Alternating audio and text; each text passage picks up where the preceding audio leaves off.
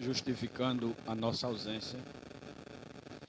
Quinta-feira passada, e talvez esta, à noite, nós estivemos com o pastor Ferreira e no seu internamento está revezando eu, meus 2 cunhados e um concunhado. E a gente está dando essa cooperação. Ainda ontem ficamos com ele até hoje de manhã. E talvez quinta-feira a gente passe a noite novamente com ele. Quero pedir desde já, agradecer e continuar pedindo a compreensão dos irmãos. Mas, graças a Deus, que o trabalho está tendo assistência dos companheiros, e eu agradeço e reforço que o nosso ministério local nos ajude também com a sua frequência, se possível, na quinta-feira, para cooperar aqui nos trabalhos, em nome de Jesus. Atos de número 6, versículos de 1 a 7. Vamos reler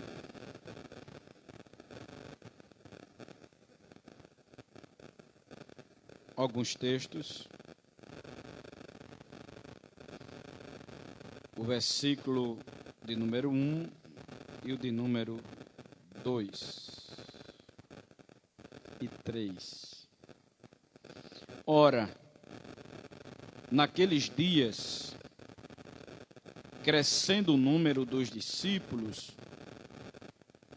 houve uma murmuração dos gregos contra os hebreus, porque as suas viúvas eram desprezadas no ministério cotidiano.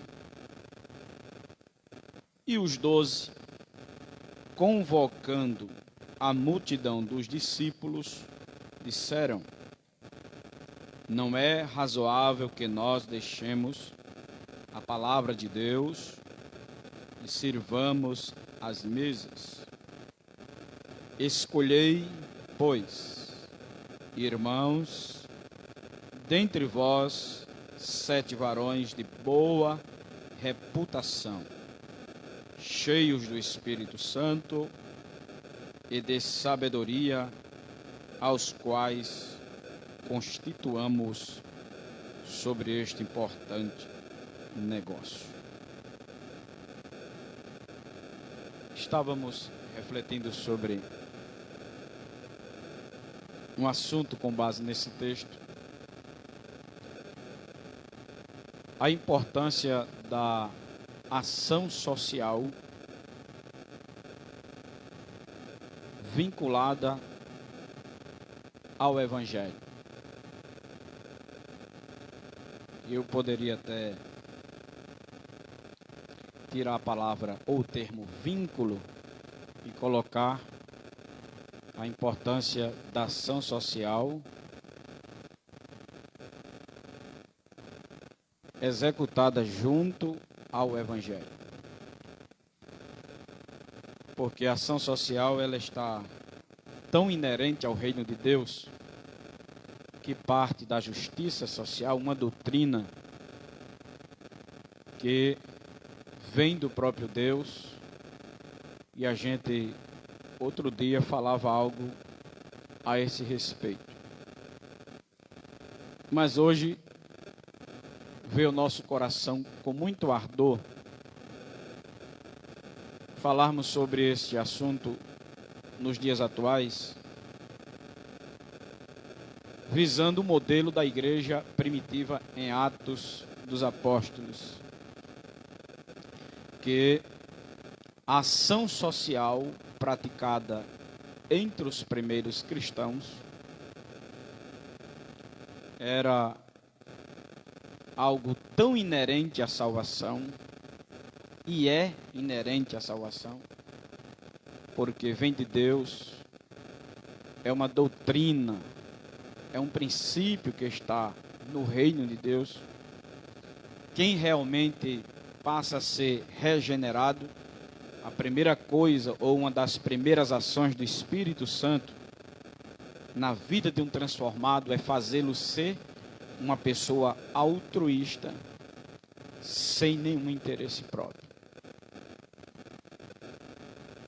Existe na ação da regeneração uma transformação tão poderosa que o ágape, que a gente tanto se ouve falar na boca dos teólogos, os grandes mestres intelectuais, que ágape em João 3,16, aquela manifestação que houve em Deus em dar Jesus, como diz lá o texto, seu único filho,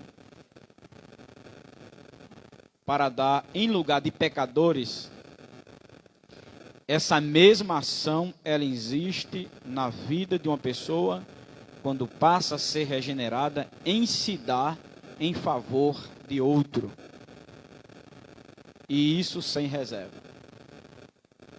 É tão tal que essa ação, ela é tão despretensiosa que o indivíduo regenerado, o Espírito Santo, opera nele uma ação sobrenatural de ele ser tão empático à miséria alheia, que a pessoa fica até inquieta e não fica satisfeita enquanto não agir em favor de um necessitado. Assim era o espírito e o coração da igreja primitiva em Atos dos Apóstolos. E eu coloquei aqui uma coisa interessante, quando refleti, que as igrejas locais hoje, elas se destacam nesses últimos dias mais como uma organização do que um organismo vivo. De fato, nós temos que ter endereço. Temos aqui um advogado, podemos dizer. Ela tem que aparecer nos documentos como pessoa jurídica, né? Como organização, ela tem que aparecer como pessoa jurídica. Então ela tem suas despesas, ela paga água, paga energia, ela sustenta obreiros, e há igrejas de porte maiores que ela tem demandas muito maiores. Mas isto não justifica ficarmos com essa característica emblemática de uma organização distante de um organismo vivo. O que eu quero dizer, entendendo que o Espírito Santo me fez arder o coração, é que a gente deveria se apresentar à sociedade de nossos dias mais como um organismo vivo do que uma entidade religiosa. Por quê? Porque quando a igreja ela se destaca mais como uma organização, fica em foco mais o nome de quem está à frente. E tem acontecido isso em nossa nação brasileira e mundo afora nesses continentes. Que aparece mais o nome do pastor tal, que está à frente de igreja tal,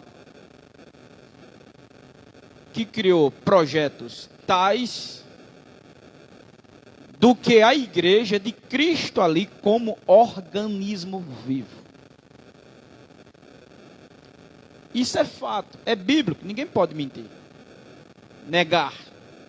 Porque, lendo Atos, logo o início, a partir do capítulo 2, você vai ver que até o capítulo 28, você não vê a igreja primitiva, conhecida como a seita dos nazarenos, como um grupo que à sua frente se destacava o apóstolo Pedro, o homem que curava com a sua sombra.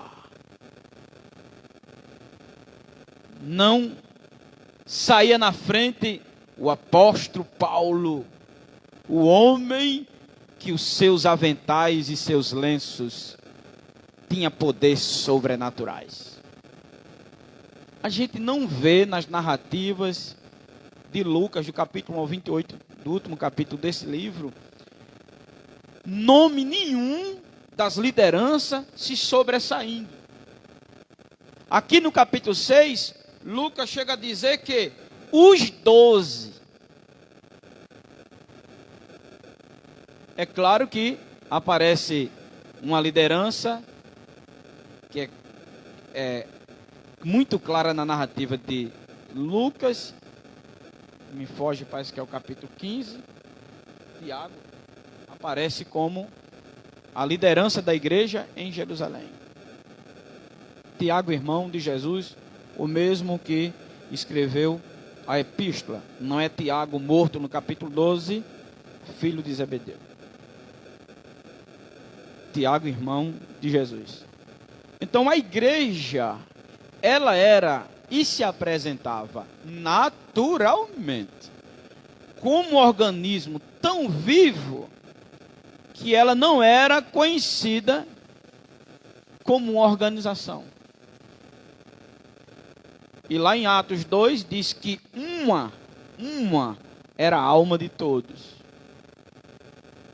E quando diz lá em capítulo 2, 42 ao 47 de Atos, Lucas diz assim que era tudo um, a alma, o coração. Se alguém ganhasse um 13º gordo, se fosse lá, aí dizia, meu Deus, esse dinheiro todinho, Jesus. Não, eu vou tirar a minha despesa do mês, vou ver se a despesa do mês, e o restante eu vou ver o que é que está acontecendo. Certamente tem alguém em dificuldade, se é um calçado, se é uma roupa, se é uma... Tem alguma... Acho que está com a luz atrasada, está faltando bujão. Glória a Deus. E tem uma coisa, a igreja não fazia campanha não, viu?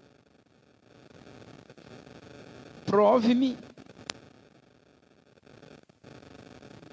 dos 27 livros do Novo Testamento, eu vou ficar com Atos. Vasculhe, prove-me, permita a ousadia, com muita franqueza, se houve campanha. Você pode até dizer, mas o pastor Paulo citou em Coríntios uma coleta. Irmãos, ele citou para fazer a igreja ter conhecimento do que estava acontecendo. Mas em Corinto, nas igrejas da Macedônia, isso era natural, não fazia campanha não. Era natural como a igreja em Jerusalém. Suprir a necessidade de quem menos tinha. Glória a Deus. Suprir. Era algo tão espontâneo, natural do Espírito, como eu disse aqui no início. A ação social na igreja primitiva era algo tão espontâneo, natural do Espírito, que ninguém tinha dificuldade de dividir o que tinha com quem não tinha, de maneira que ficasse igual.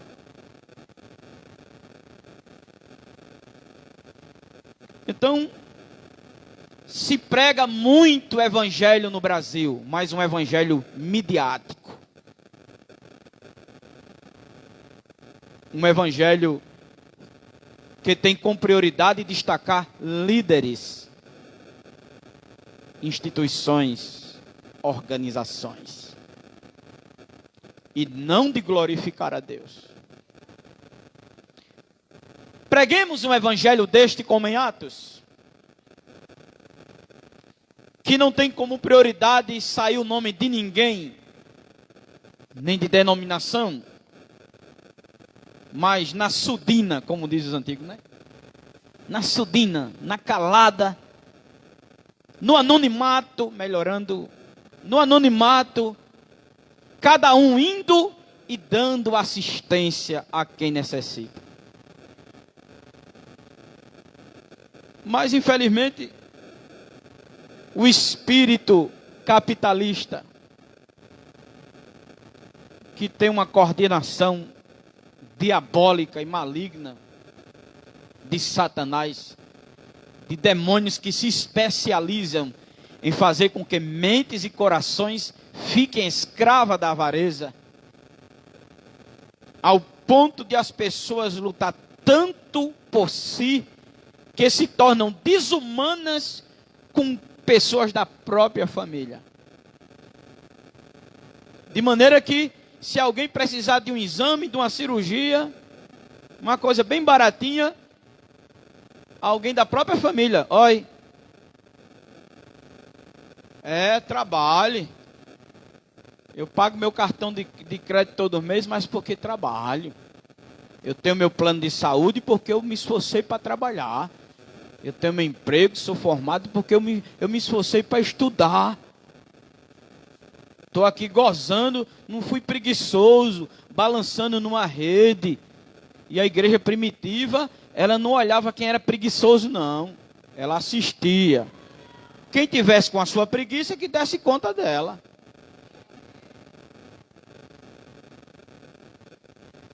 E a igreja primitiva, ela não procurava saber, está indo para os cultos? Procura saber. Quer dizer, aí se não vem para o culto, fica morrendo em casa com fome, e você tranquilo, está morrendo de fome lá, porque não vem para o culto. Se viesse para o culto, comia. Deus não pensa assim. Essa não é a natureza do reino.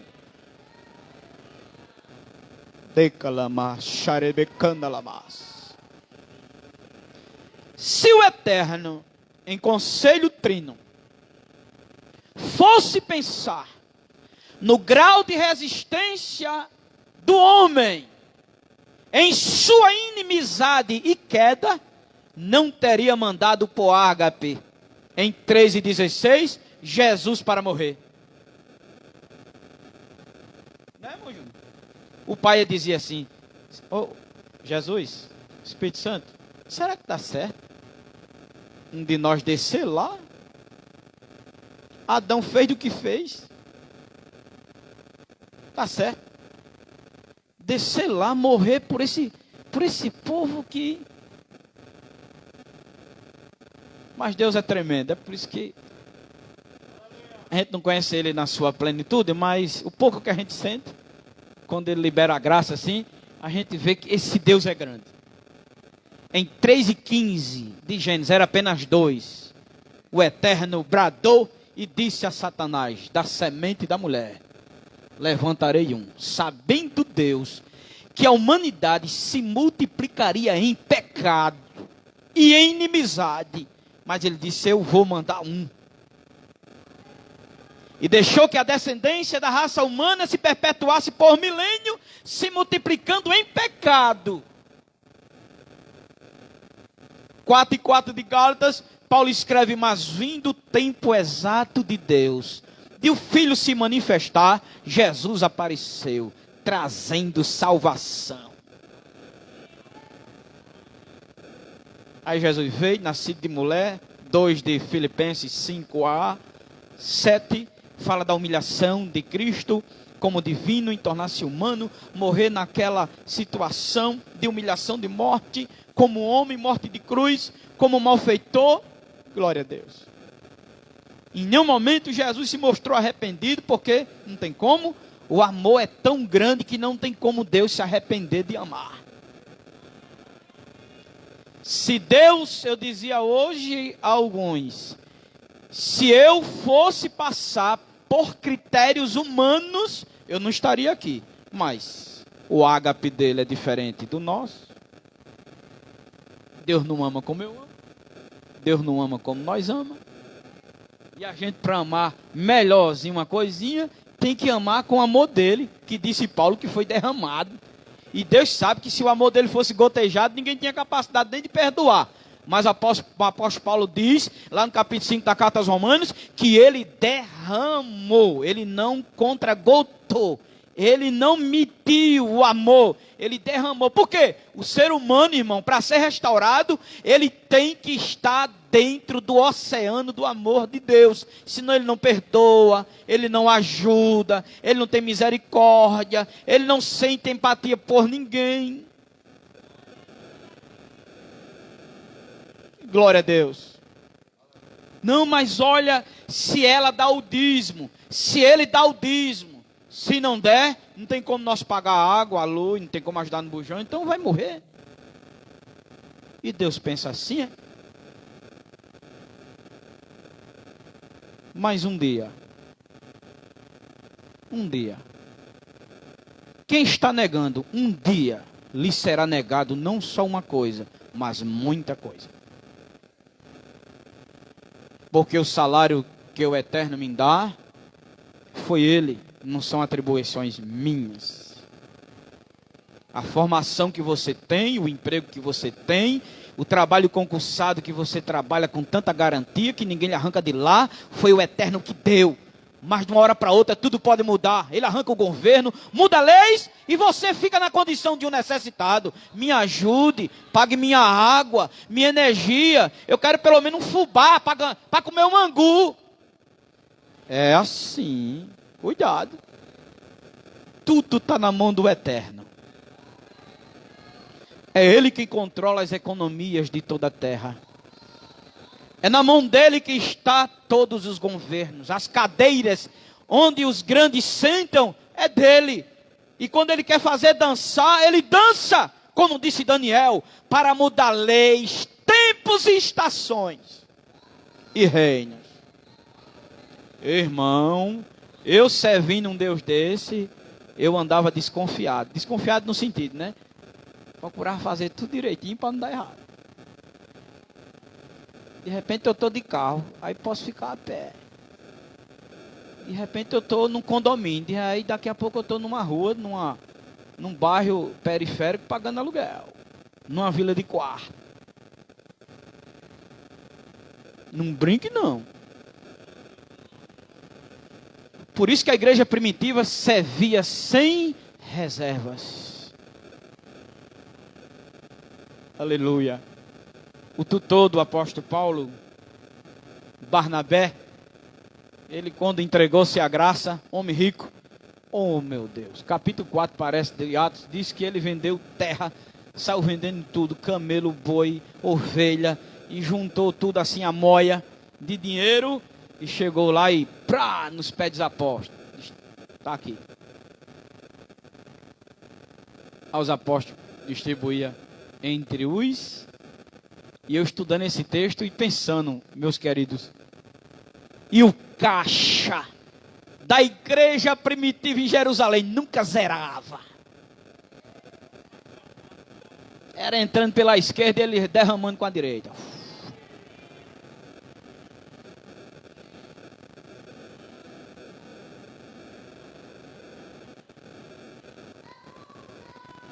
Por isso que as igrejas locais, como organizações, quanto mais elas seguram, mais os líderes luxam, esnobam, luxos.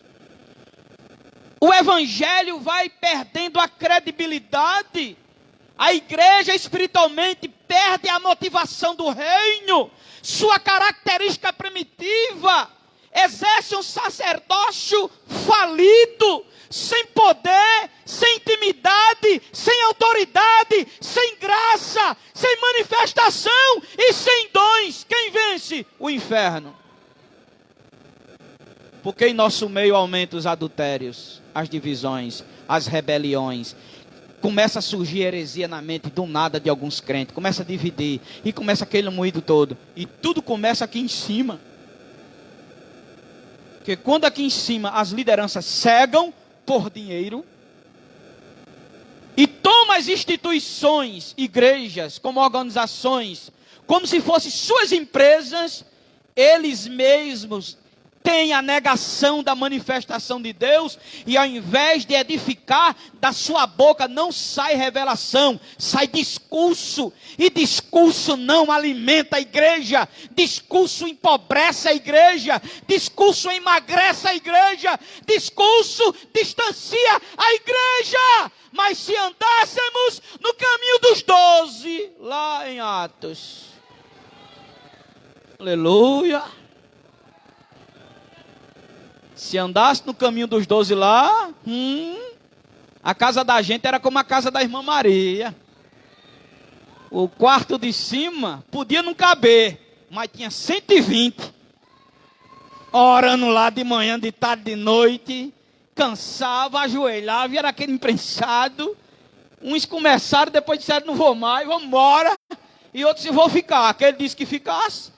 Cerca de 120, num quarto apertado, não sei explicar como é que coube tanta gente, na casa da irmã Maria.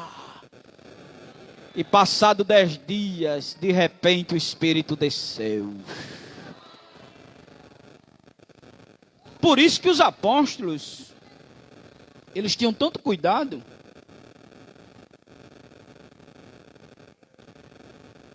com finanças,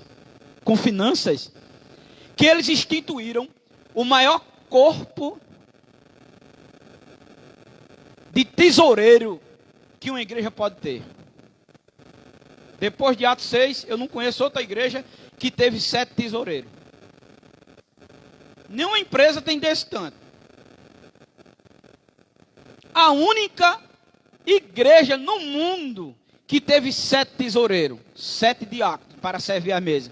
Aí chegava de carrado, um montão de dinheiro, donativo nos pés dos apóstolos. E os apóstolos, os 7, por favor.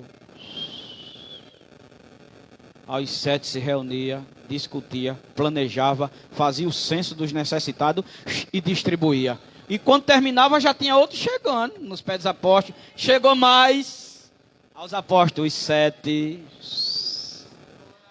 Aos 7 planejava de novo, e disse, agora que é coisa. E quando distribuía, mais nos pés dos apóstolos, aos apóstolos, os 7.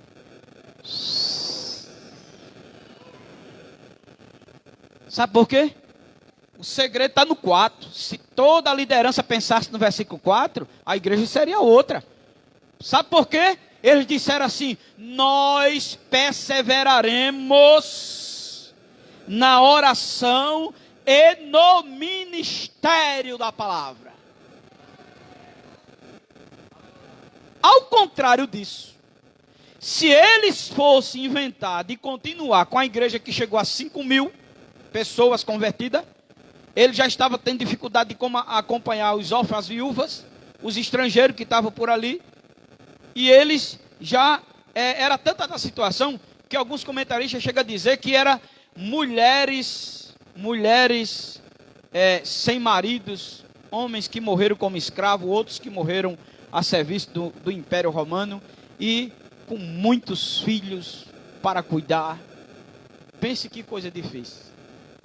E a Bíblia diz que os apóstolos, eles, quando disseram assim, não vai dar mais, porque a comunidade reclamou, aí ele disse, então escolha 7, agora os 7 tem que ser assim.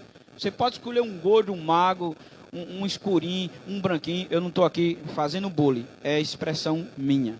Você pode escolher uma pessoa do jeito que vocês quiserem. Agora é 7. 7, agora nós queremos 7 homens com esse critério aqui, ó. 7 com esse critério aqui. Agora pode escolher com a perna só, de todo jeito. Nós queremos desse jeito aqui. Já que vocês querem. E eles disseram, e nós não podemos, do jeito que vai a igreja crescendo, a gente não pode orar e falar a palavra e ao mesmo tempo cuidar da ação social, não.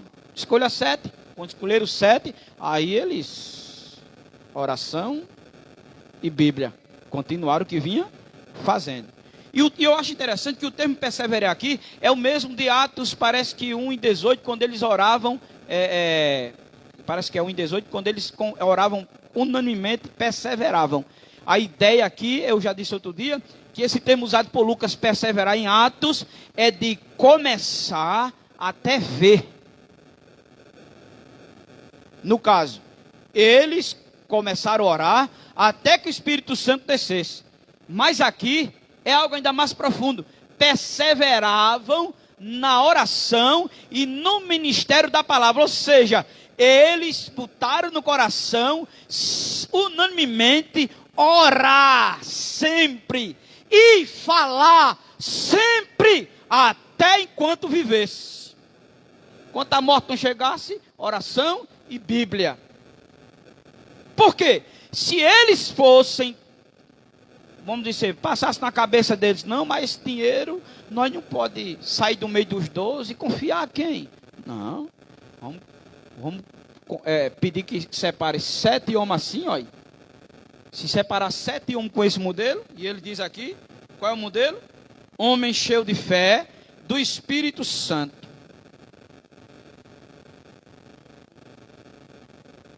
Eu estou no versículo 5, mas é o 3. Homens, varões de boa reputação, cheios do Espírito Santo e de sabedoria, aos quais constituamos sobre este importante negócio. Ou seja, se vocês escolherem 7 nesse critério, a gente não tem medo, nem queremos saber para onde é que o dinheiro vai. Um tesoureiro, 7 tesoureiros de boa reputação, cheio do Espírito Santo e de sabedoria, para que se preocupar com dinheiro na mão desse povo? Ô irmão, pense, esse planejamento só vem do céu.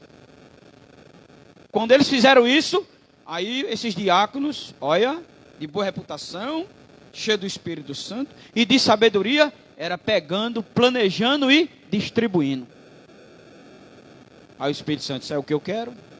Eu quero, é como que o Espírito Santo estivesse dizendo assim, eu quero os 12, ó, só orando e recebendo e falando. Pronto, eu tenho 12 debaixo da torneira aí.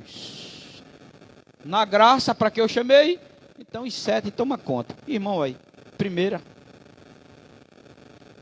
Quando isso aconteceu, aí a igreja todinha, irmãos, olha, capítulo 6 de Atos, um dos 7, Estevão, se destacou, um tesoureiro de boa reputação, cheio do Espírito Santo e de sabedoria, ele se destacou.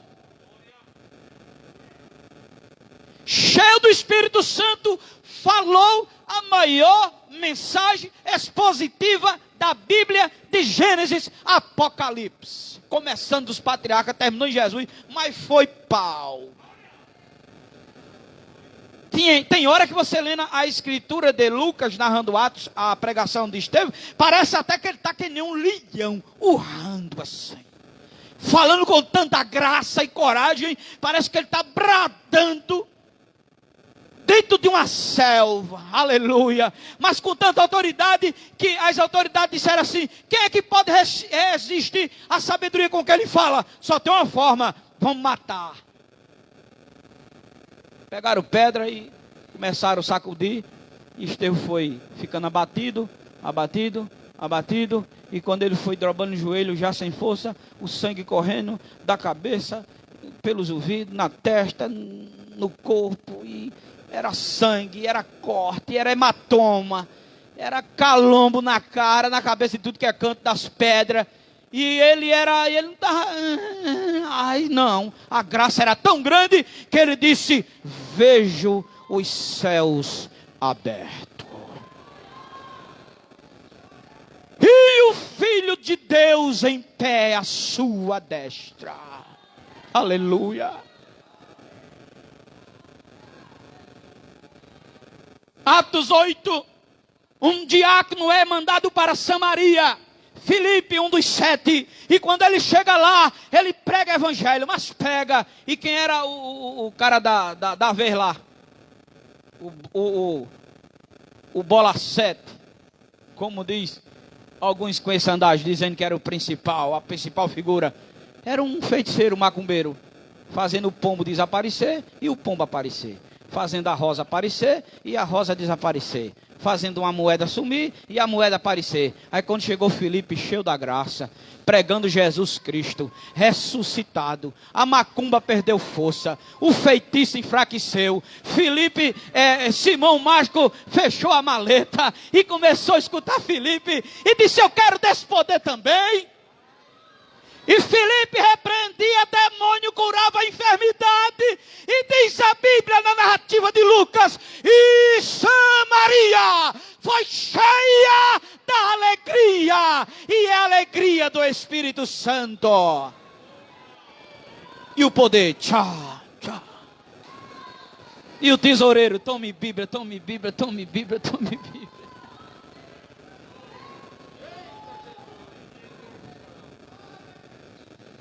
O Eterno está mandando dizer assim: veja a diferença de uma igreja à organização, quando ela dá prioridade a ser organismo vivo. O que é que acontece quando as lideranças se entregam a um planejamento divino? Todo nome humano desaparece e a glória do Eterno fica em evidência. Ninguém quer competir, ninguém quer ser mais ninguém. Ninguém briga por cadeira. Ele que está mandando dizer assim: todo interesse é para que o meu nome, diz o Senhor, seja glorificado.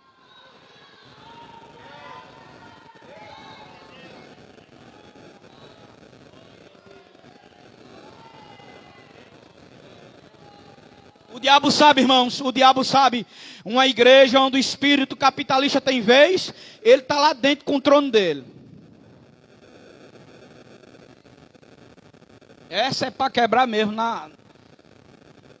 para fazer como fez com a estátua de Nabucodonosor na visão de Daniel. Para esmiuçar, é para torar mesmo. Glória ao nome de Jesus. Satanás, ele está com muitos tronos em muitas igrejas, ministérios, instituições religiosas que se dizem evangélicas, que se dizem cristã. Corpo de Deus é coisa nenhuma. É uma instituição, um grupo de pessoas que estão dentro de quatro paredes, vivendo um sistema corrupto e falido. Igreja do Deus vivo é diferente.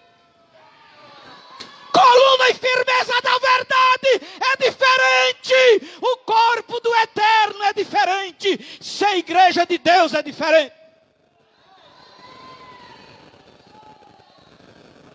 Aleluia.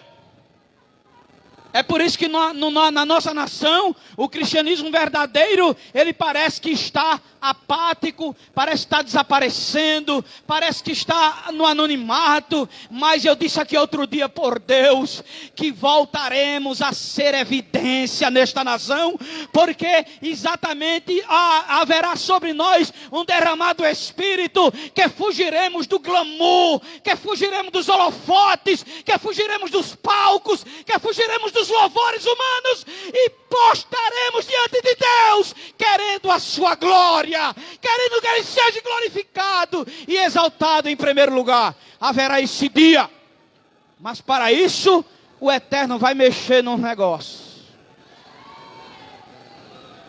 Porque enquanto as leis favorecem a igreja, vai ficar do jeito que está.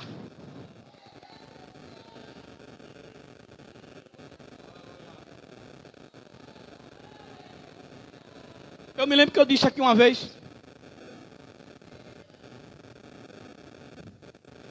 que Deus vai mexer nas leis desse país. Eu disse aqui uma vez, um culto. E domingo veio um jovem pregador de Bahia. E ele disse que estava de madrugada orando, era 3 horas da manhã. E ele disse que o Eterno falou com ele, disse que vai mexer nas leis da Constituição para criar situações contra a igreja. Para a igreja terminar como começou. E como foi que a guerra começou? A igreja começou sendo um povo perseguido, era tido como impopulares, irregulados. Nós não éramos reconhecidos no primeiro século por ninguém. Roma tinha nós como um reino que lhe ameaçava. E a igreja vai terminar desse mesmo jeito. A igreja vai terminar sem vereador, sem deputado, sem prefeito, sem governador. Deus vai cortar todos os cordões umbilicais, todas as amarras de apoio que institucionalmente a igreja, como organizações através de muitos pastores tem, aleluia, vínculo político. Deus vai cortar e vai usar o STF.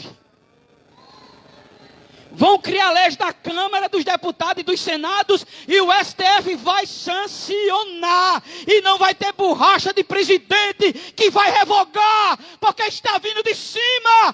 Temos que terminar aqui como estrangeiros. E da maneira que está, não somos estrangeiros. Somos amigos do Estado, acolunhado com o Estado, abraçado com o Estado. Do jeito que está, temos aliança com o Estado. E tudo isso tem que mudar. Vai terminar do jeito que começou. E eu me lembro que na primeira semana teológica, aqui em João Pessoa, o pregador foi o pastor Russell Shedd. E ele falou sobre as duas cartas pastorais de 1ª e 2ª Timóteo e a carta a Tito. E ele disse isto. Eu tenho escrevido na minha agenda em casa. Tem uma apostila e escrevi com letras bem calma, bem polidinha, para nunca mais eu me esquecer daquela frase. Ele disse: terminaremos como começamos. E eu dizia, eu pensei que essa loucura era só da minha cabeça. Mas Deus confirmou naquela noite, eu fiquei muito feliz. E eu disse, terminaremos como começamos.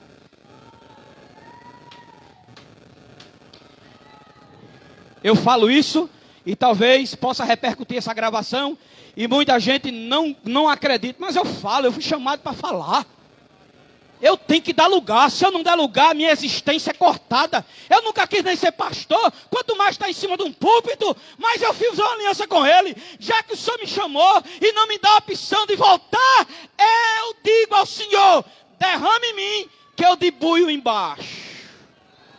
Aí eu falo mesmo.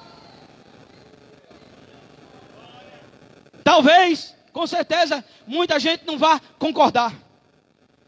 Mas a igreja de hoje, ela não representa Jesus no Brasil. E o ministério muito pior. Não representa Jesus no Brasil. Não representa o eterno, o meu rei, a minha cabeça, o meu santo, o vigia do céu. Não representa e está distante para isso. Por isso que tem muita gente que não gosta quando a gente fala a verdade. Eu digo nesse sentido aqui, nesse sentido. Muita gente não gosta quando a gente fala a verdade, e porque está na Bíblia, meu irmão. Vá apagar o que está aqui. Não é assim, senhores? Está escrito. O modelo de igreja está longe. Mas a igreja é dele, o reino é dele. Ele vai trazer tudo ao modelo primitivo, devagarzinho.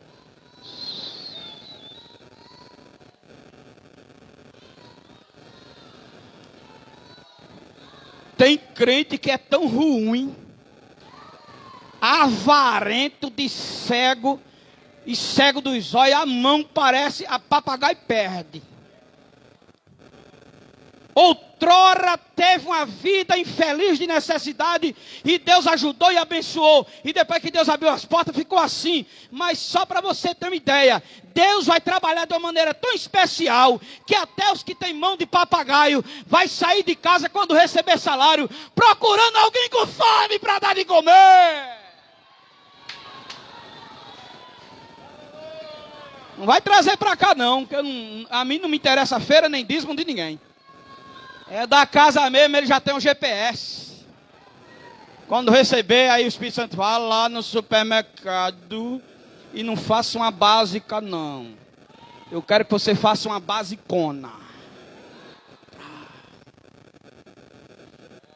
E alguém vai estar em casa só assim, ó. Desempregado, com luz e água para pagar, sem bujão. Todo mundo sem comer e não é jejum. É fome. E de repente, ó, aquele que é mão de papagaio vai aparecer como uma grande águia de braços abertos, trazendo assim, está aqui, Deus mandou eu dar a você. Glória a Deus. Igreja, abra o seu coração. Eu não estou pregando isso, até porque eu sou assalariado pela convenção para estar aqui na escala. Eu não tenho poder sobre as finanças da congregação. Não estou dizendo isso para que você traga seu dízimo dobrado, suas ofertas. Agora eu vou dar tudo. Não, não é assim não. A igreja está entendendo. Não. Ai meu Deus, o próximo mês que eu receber não vou nem pagar aluguel nem luz, vou comprar todo em cesta básica. Não faça isso não, não é assim não, pelo amor de Deus. Você não está entendendo não o negócio? Faça como a viúva. Pague a dívida e viva do resto. Mas o resto pode ser um pouco, mas este pouco, se você fizer como a viúva, que depositou no gasofilácio 1 centavo na moeda na época do cruzeiro, ainda tem a Bíblia de rodapé que dizia, na época do cruzeiro, equivalia a 1 centavo. E a gente de 1 centavo. E eu fiquei lendo o texto e relendo, eu jovem, eu disse, meu Deus, a mulher botou 1 centavo. Que ninguém quer nem receber como troco na época do cruzeiro. E eu dizia, Jesus, 1 centavo. Aí Jesus disse, o rico botava com a mão, derramando do que sobrava. Fazia zoada das moedas, dos denários dentro da caixa, do gasofilácio. E a coitadinha da mulher botou 1 centavo lá, ninguém nem viu. Acho que ela botou até com a mãozinha assim, né? Para ninguém ver se tinha quantas pratas, se era denário, era 1 centavozinho. Ela botou lá, e quando abriu a mão, aí Jesus disse, quem foi que deu mais? Aí os discípulos olham para a cara do outro, quem deu mais? Quem deu mais? Aí Jesus, sim, quem deu mais? Aqueles ricos ou aquela pobre mulher? Aí eu disse, para a pobre mulher, tu acha que deu quanto? Aí eu disse, o rico deu mais. Mas tu acha, aquela mulher deu mais do que o rico? Não. Aí ficaram todo mundo calado. Quando ficou calado, Jesus disse, ela deu mais do que tudinho. E aonde for pregado este evangelho, aleluia, será testificado que ela deu 1 centavo.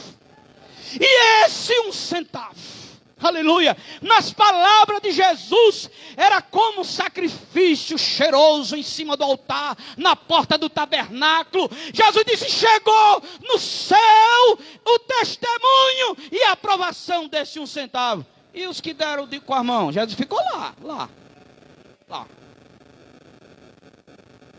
Glória a Deus.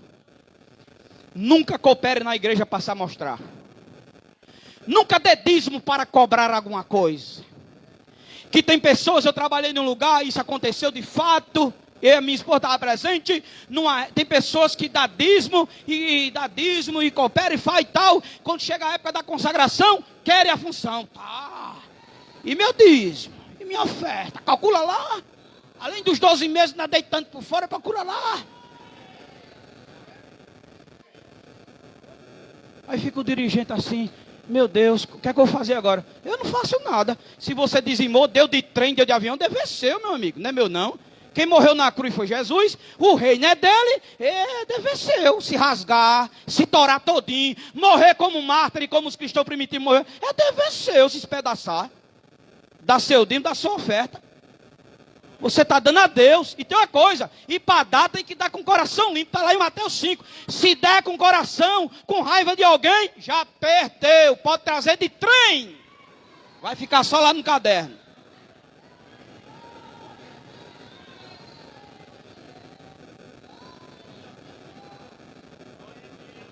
Aí tem pessoas que dão o dízimo, eu dou meu dízimo, mas eu não sou conhecido. Eu coopero nas festas, mas ninguém cita meu nome. Eu digo, taca a murrinha. E a obra da cruz desapareceu, foi? Não é Jesus que é tudo em todos, mas não, como disse Paulo. Se Ele é tudo em todos, eu não sou nada. E tudo que eu faço é cumprimento de dever, por misericórdia dEle, que ainda me deixa e me permite eu cumprir alguma coisa.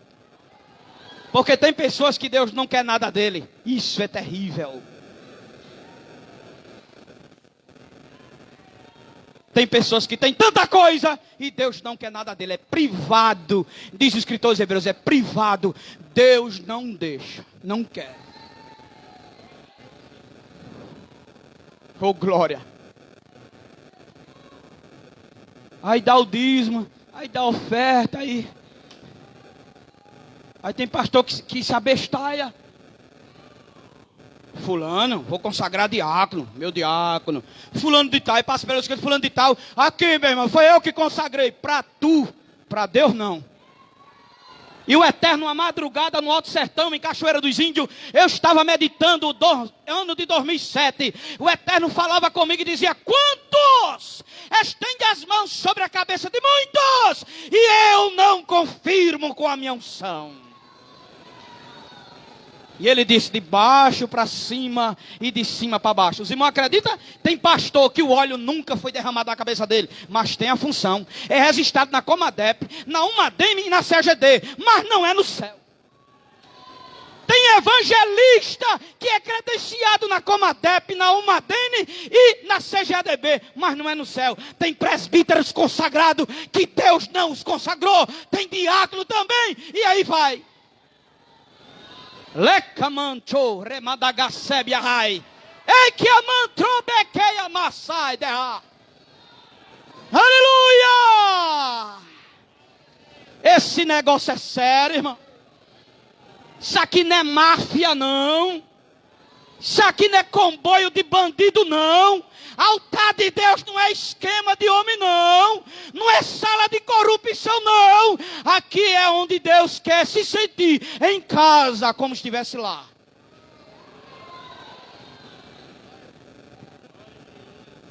Oh, glória.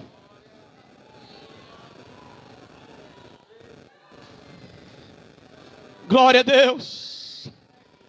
Glória a Deus. Traga seu dízimo, traga sua oferta. Se tiver fé para trazer, se não tiver, deixa em casa e coma. Que a Bíblia diz: tudo que não é de fé é pecado. Está escrito. Isso é para nós os crentes.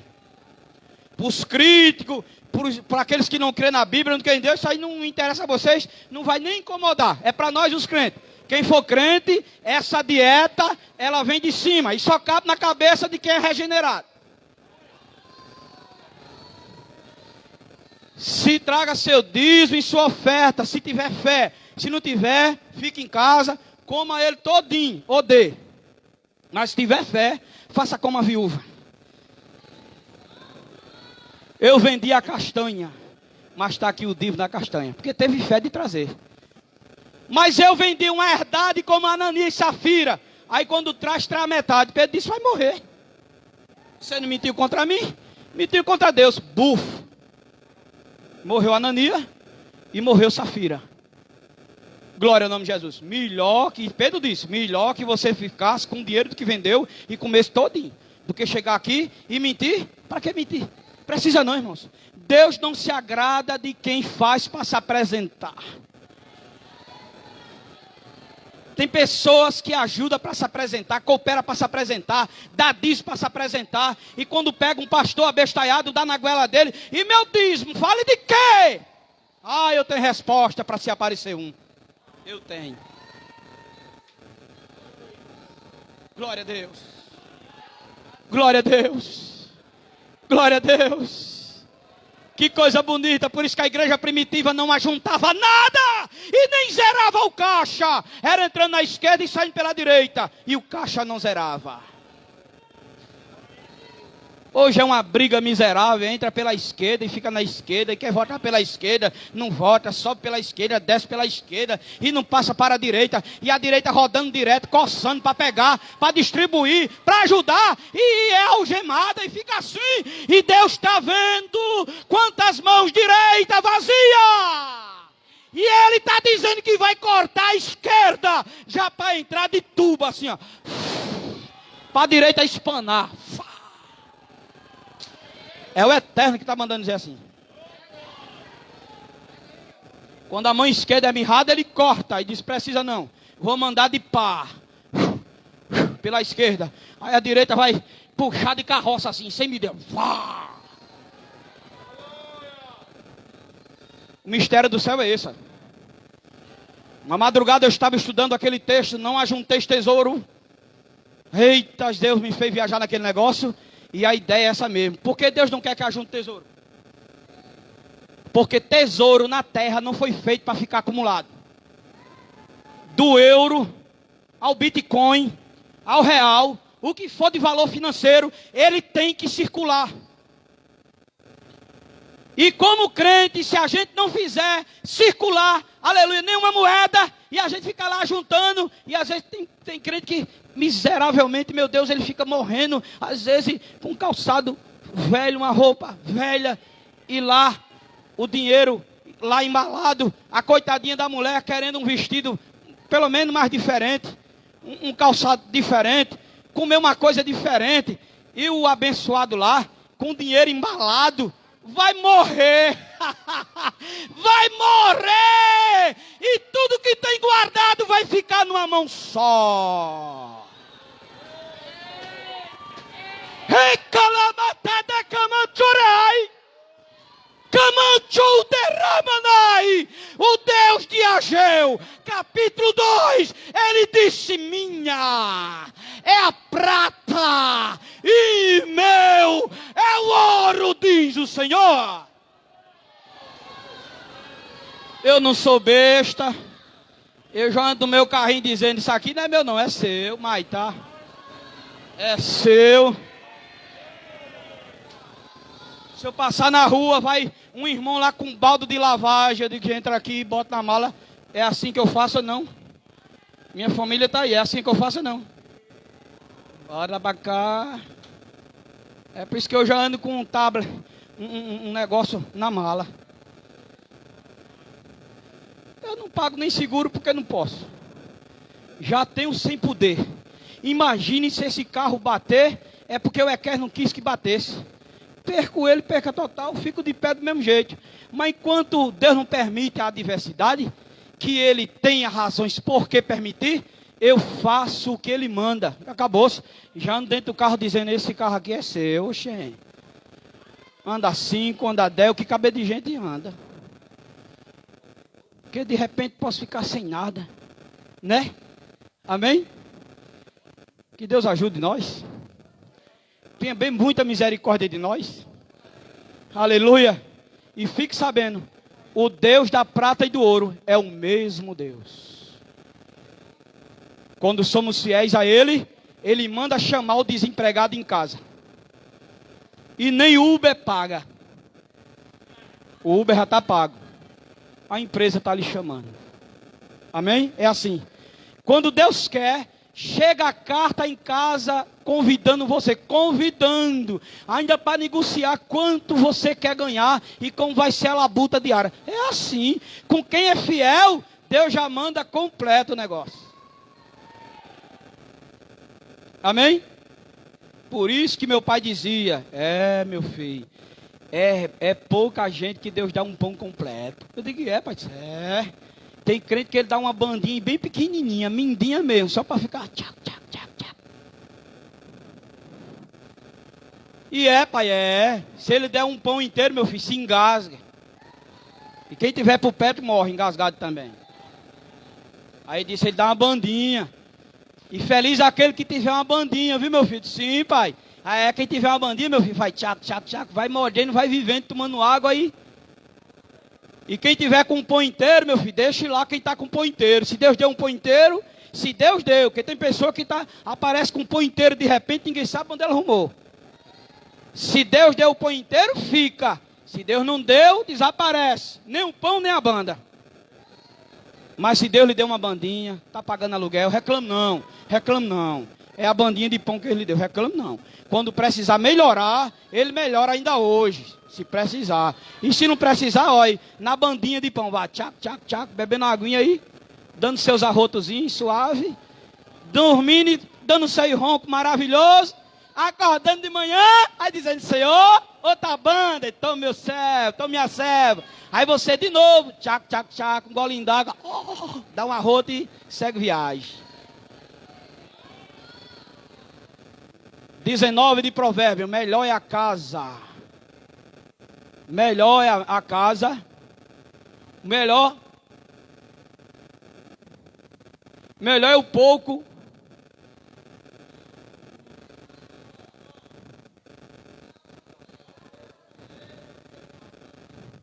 Olha aí. ler para a gente encerrar. Chegou aqui, nós temos que ler. Completinho. Melhor, é 19. Melhor um bocado seco do que a casa cheia, do que a mesa cheia de vítimas com contenda. Olha aí. Melhor é o pouco do que o Provérbio 30. O rei Agu disse assim: Senhor, não quero nem a pobreza nem a riqueza, mas me dê a minha porção acostumada. Sabe o que é isso, irmão? A bandinha de pão. Tchau, tchau, tchau. Só isso. Amém? Deus abençoe cada um com a sua banda de pão. Coma e durma. E quem tiver seu pão inteiro, administre bem para Jesus não tomar.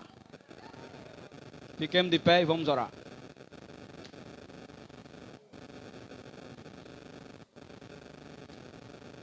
Oh, coisa boa. Isso. Terceira lição. Domingo. O batismo do Espírito Santo. Domingo à tarde, todos estão convidados, de 2 às 4. Vamos sempre lembrar aqui, no domingo à noite, terça à noite, quinta à noite. Amém? Glória a Deus. Quarta-feira, ensaio do nosso coral. Amanhã, quarta-feira, ensaio do nosso coral. Irmão Angelino, quem veio orar é o senhor. O senhor vem orar? Aí vamos pedir ao nosso pastor Cícero para nos dar a bênção dos apóstolos. Um outro microfone. E amanhã, oração matutina de 6 às 7. Sábado à noite, oração para toda a igreja, para quem quiser. 7 horas aqui, nós vamos botar o joelho no chão. Saúde a igreja com a paz do Senhor. Quem precisa de oração, vamos orar. Deus querido, Deus amado, nesta hora, Senhor, erguemos nossas vozes perante a Tua presença, Senhor, e pedimos, Senhor, a proteção para chegar no nosso lar. Senhor, querido Deus amado, nos dai, Senhor, uma noite tranquila, Senhor, nos levas em paz. Fica com Teus servos, Senhor, aqueles que não pôde vir, Senhor, para a Tua casa. Vá ao encontro, Senhor, dai, Senhor, uma noite tranquila também, Senhor. Nós pedimos, Senhor, estas bênçãos, essas maravilhas, Senhor. Deus querido, Deus amado, nos dá condição para seguirmos juntos, Senhor, nessa caminhada. Ajuda-nos, Senhor, a permanecer na Tua presença. Tu és fiel, Tu és maravilhoso para conosco. Fica conosco em nome do Teu Filho Jesus Cristo. Nós te pedimos e o povo diz... Amém. Graças a Deus. A paz do Senhor para a igreja, por vossas cabeças. A graça do Senhor Jesus e o amor de Deus, a comunhão do Espírito Santo seja com todo este povo, hoje e para todo sempre. A igreja diz: que o Senhor Deus nos leve em paz em nome de Jesus.